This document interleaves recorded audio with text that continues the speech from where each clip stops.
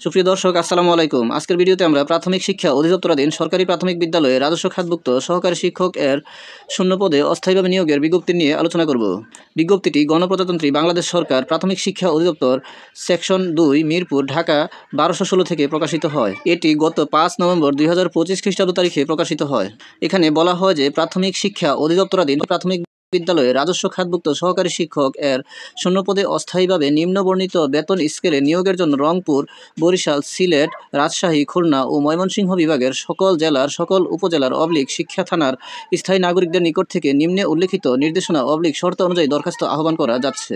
এ বিজ্ঞপ্তি অনুযায়ী রংপুর, বরিশাল, সিলেট, রাজশাহী, খুলনা ও ময়মনসিংহ বিভাগের প্রার্থীরা আবেদন করতে পারবেন।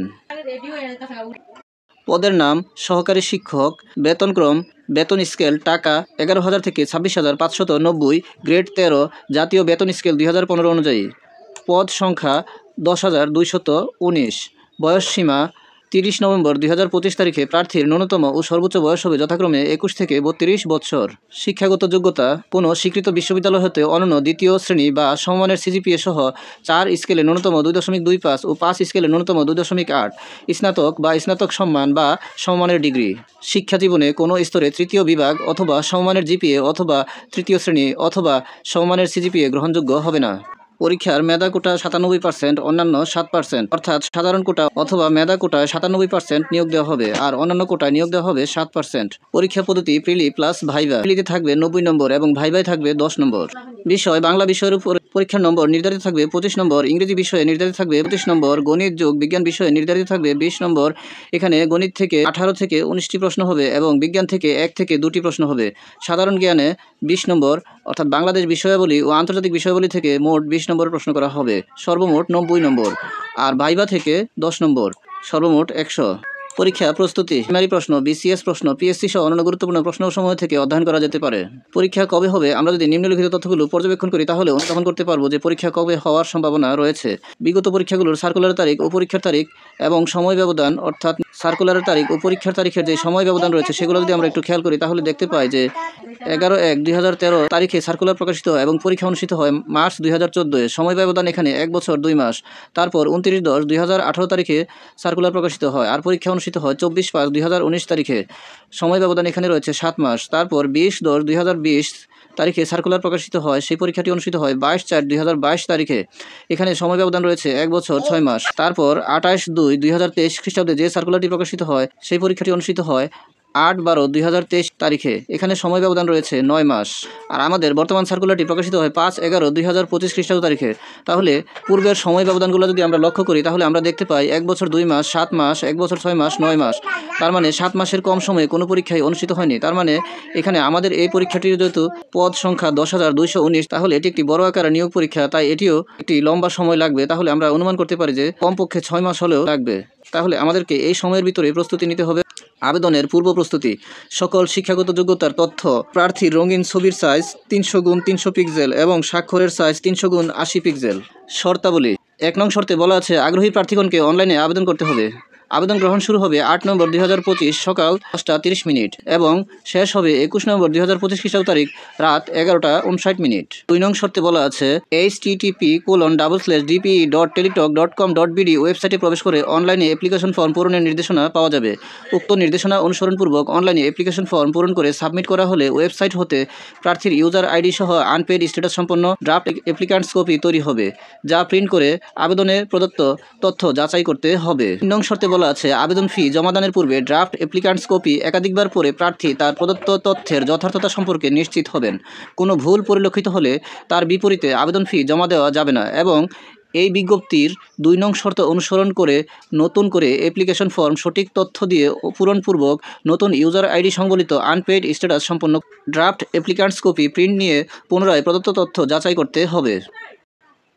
4 নং শর্তে বলা আছে নির্ভুলভাবে পূরণকৃত অ্যাপ্লিকেশন ফর্ম এর বিপরীতে প্রদত্ত ইউজার আইডি ব্যবহার করে পরবর্তী 72 ঘন্টার মধ্যে ড্রাফট অ্যাপ্লিক্যান্টস কপিতে প্রদত্ত নির্দেশনা অনুসরণপূর্বক যে কোনো টেলিটক প্রিপেইড মোবাইল নম্বর হতে SMS এর মাধ্যমে অফেরতযোগ্য 100 টাকা আবেদন ফি এবং টেলিটক সার্ভিস চার্জ ও ব্যাট 12 টাকা সহ একত্রে মোট 112 টাকা পরিশোধ করতে হবে। 5 নং শর্তে বলা আছে, আবেদন ফি পরিশোধের পর আবেদনে প্রদত্ত মোবাইল নম্বর SMS এর মাধ্যমে আবেদনকারীকে ইউজার আইডি সহ একটি পাসওয়ার্ড দেওয়া হবে। এরপর http://dpe.tiltok.com.bd ওয়েবসাইটে ডাউনলোড অ্যাপ্লিক্যান্টস কপি ট্যাবে ক্লিক করে মোবাইলে প্রাপ্ত ইউজার আইডি ও পাসওয়ার্ড সাবমিট করে পেইড স্ট্যাটাস সম্পন্ন ফাইনাল